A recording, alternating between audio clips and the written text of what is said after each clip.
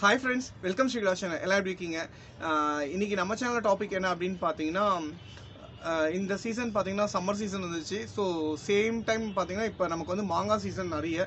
So அதனால் என்னென்னா இன்றைக்கி மாங்காய் வச்சு தான் ஒரு டிஷ் பண்ண போகிறோம். என்ன அப்படின்னு பார்த்தீங்கன்னா சுவையான மாங்காய் தொக்கு எப்படி பண்ணுறதுன்னு தான் பார்க்க போகிறோம். இந்த தொக்கு பார்த்தீங்கன்னா உங்களுக்கு டிஃபனுக்கும் நல்லாயிருக்கும், இட்லி, தோசை, சப்பாத்திக்கு. அதே மாதிரி பார்த்தீங்கன்னா நல்லா சூடான ரைஸில் வந்து இதை கலந்து சாப்பிட்டாலும் ரொம்ப டேஸ்ட்டாக இருக்கும். ஸோ இந்த ஒன்ஸ் நீங்கள் பண்ணிங்கன்னா அடிக்கடிக்கு பண்ணிகிட்டே இருப்பீங்க. ஸோ வாங்க எப்படி செய்யுதுன்னு சேனலுக்குள்ளே போகலாம்.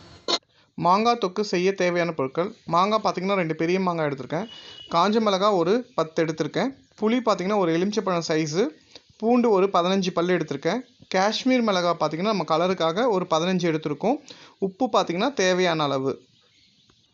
தாளிக்கிறதுக்கு பார்த்திங்கன்னா நல்லெண்ணெய் எடுத்திருக்கோம், கடுகு ஒரு 2 ஸ்பூன், சீரகம் 1 ஸ்பூன், வரமிளகாய் 2, கடலைப்பருப்பு ஒரு 2 ஸ்பூனு, கறிவேப்பிலை ஒரு கொத்து. இதுக்கு ஒரு மசாலா ரெடி பண்ண போகிறோம். அதுக்கு பார்த்திங்கன்னா கடுகு வந்து ஒரு 3 ஸ்பூனு, சீரகம் ஒரு 2 ஸ்பூனு, தனியா 1 ஸ்பூனு, பெருங்காய கட்டி 1.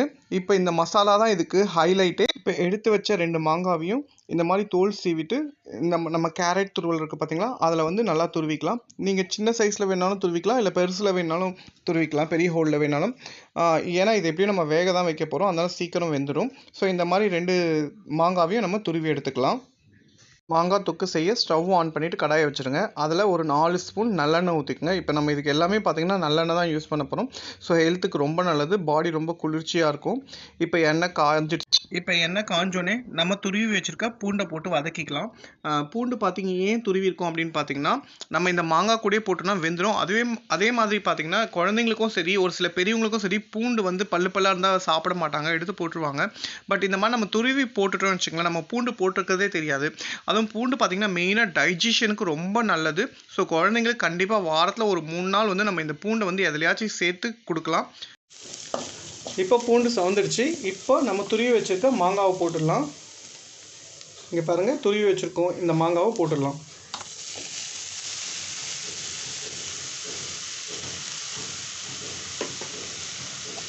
இப்போது நல்லா கொஞ்சம் வேகட்டும், இதை நல்லா கிளறி விடுங்க.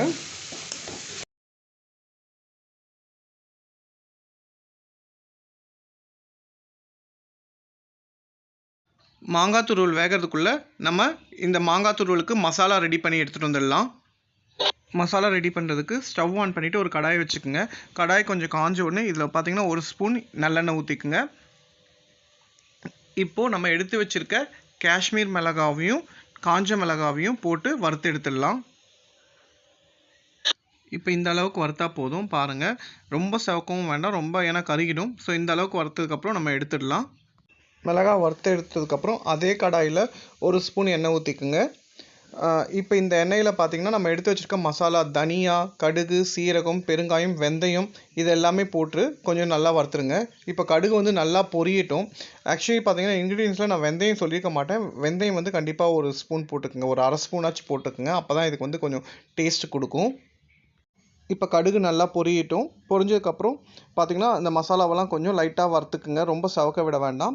இன்னொரு விஷயம் பார்த்திங்கன்னா, இது வந்து பேச்சுலர்ஸ்க்கு ரொம்ப ஒரு ஏற்ற ரெசிபி. ஏன்னா வந்து இவங்க அதை தொக்கு செஞ்சு வச்சுட்டு ரைஸ் மட்டும் இருந்தாலும் போதும், இல்லை டிஃபன் மட்டும் இருந்தாலும் போதும், இந்த சைட் டிஷ்ஷை யூஸ் பண்ணிக்கலாம். இப்போ வறுத்த மசாலாவை நம்ம அரைச்சிடலாம். ஃபஸ்ட்டு மிளகாவை தனியாக அரைச்சிடலாம். இதுக்கு பார்த்திங்கன்னா தேவையான அளவுக்கு உப்பு எடுத்துக்கோங்க. இதில் பார்த்திங்கன்னா நம்ம கல் உப்பு தான் யூஸ் பண்ண போகிறோம். அதே மாதிரி கல் உப்பு மிளகா கூட போட்டிங்கன்னா சீக்கிரம் பவுட்ரு ஆகிடும். மிளகா கூட உப்பு போட்டோன்னா சீக்கிரம் உங்களுக்கு வந்து மிளகா வந்து பவுட்ராகி கொடுத்துரும். மாங்காய் பார்த்திங்கன்னா பாருங்கள் நல்லா வந்துடுச்சு. நம்ம எவ்வளோ மாங்காய் போட்டோம் பாருங்கள், அது அப்படியே சுருண்டு நல்லா வந்துடுச்சு பாருங்கள், நல்லா வந்துடுச்சு. இப்போ இந்த டைமில் வந்து நம்ம எடுத்து வச்சுருக்க கோலி குண்டு சைஸ் புளியை வந்து இதில் போட்டுடலாம். ஸோ புளியும் பார்த்திங்கன்னா இது கூட கொஞ்சம் நல்லா வெந்துடும். ஸோ நல்லா கிளறி விட்டுருங்க. இப்போ மிளகா பார்த்திங்கன்னா அரைச்சி எடுத்துகிட்டு வந்துட்டோம். இது பார்த்திங்கன்னா ரொம்ப கொரப்பும் இல்லாமல் ரொம்ப நைஸும் இல்லாமல் ஒரு இதில் மீடியம் இதில் எடுத்துக்கங்க. இப்போ எடுத்து ஒரு பாக்ஸில் போட்டு வச்சுட்டேன். இப்போ நம்ம மாங்காய் தொக்கில் போட்டுடலாம். மாங்காய் தொக்கு பார்த்திங்கன்னா நல்லா சுருண்டு வந்துடுச்சு. இப்போ இந்த ஸ்டேஜில் பார்த்திங்கன்னா நம்ம அரைச்சி வச்சுருக்க மிளகாத்தூளை போட்டுடலாம். இதுக்கு வந்து இந்த மிளகாத்தூள் பார்த்திங்கன்னா ரொம்ப சூப்பராக இருக்கும். இது காரம் பார்த்திங்கன்னா உங்களுக்கு எவ்வளோ வேணுமோ போட்டுக்கங்க. இதுக்கு அதிகமாக காரம் இருந்தால் கூட ஒன்றும் தெரியாது.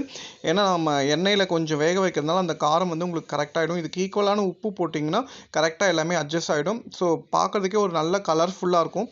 இப்போ நல்லா கொஞ்சம் கலந்து வேக விட்டுருங்க.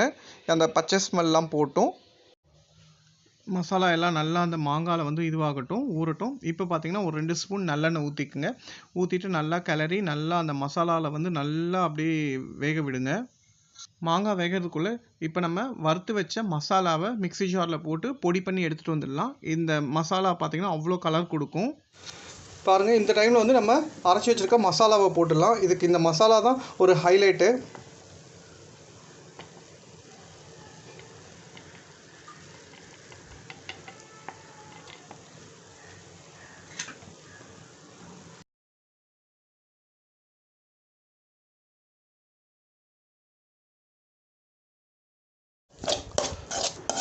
இப்போது இன்னொரு பக்கம் ஸ்டவ் ஆன் பண்ணிவிட்டு, அடுப்பு ஆன் பண்ணிவிட்டு தாளித்து கொட்டிடலாம்.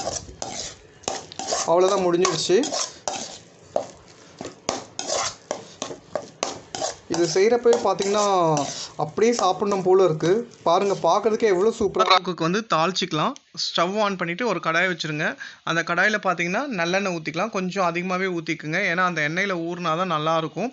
இப்போ எண்ணெய் காஞ்சது பார்த்தீங்கன்னா கடாய் காஞ்சிடுச்சு. இப்போ எடுத்து வச்சுருக்க கடுகு, கொஞ்சம் சோம்பு, வரமிளகாய் போட்டு தாளிச்சிடலாம்.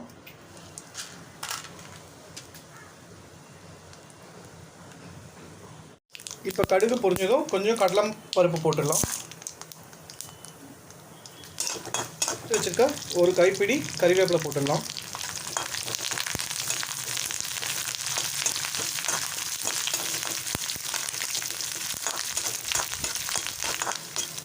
இப்போ எடுத்து கொட்டிடலாம். அதில் தாளித்து வச்சதை கொட்டிடலாம்.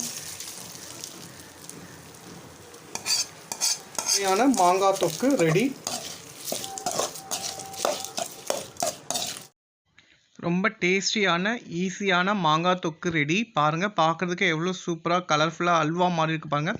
இதை நீங்கள் செஞ்சு ஒரு பாட்டிலில் வந்து போட்டு வச்சுட்டிங்கன்னா நீங்கள் எப்போ வேணாலும் ஒரு 10 days வரைக்கும் யூஸ் பண்ணிக்கலாம். ஸோ ரொம்ப டேஸ்ட்டாக இருக்கும். ட்ரை பண்ணி பாருங்கள் ஃப்ரெண்ட்ஸ். அதுவும் இந்த பேச்சுலர்ஸ்க்கெலாம் பார்த்தீங்கன்னா ரொம்ப ஒரு யூஸ்ஃபுல்லான ஒரு ரெசிபி இது. செஞ்சு வச்சுட்டோம்னு வச்சுக்கோங்களேன், நீங்கள் சாப்பாட்டில் கலந்து சாப்பிட்டுக்கலாம், டிஃபனில் சைட் டிஷ்ஷாக வச்சு யூஸ் பண்ணிக்கலாம். ஸோ ரொம்ப டேஸ்ட்டாக இருக்கும்.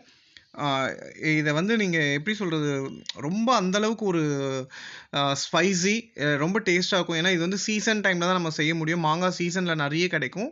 ஓகே, பாய்.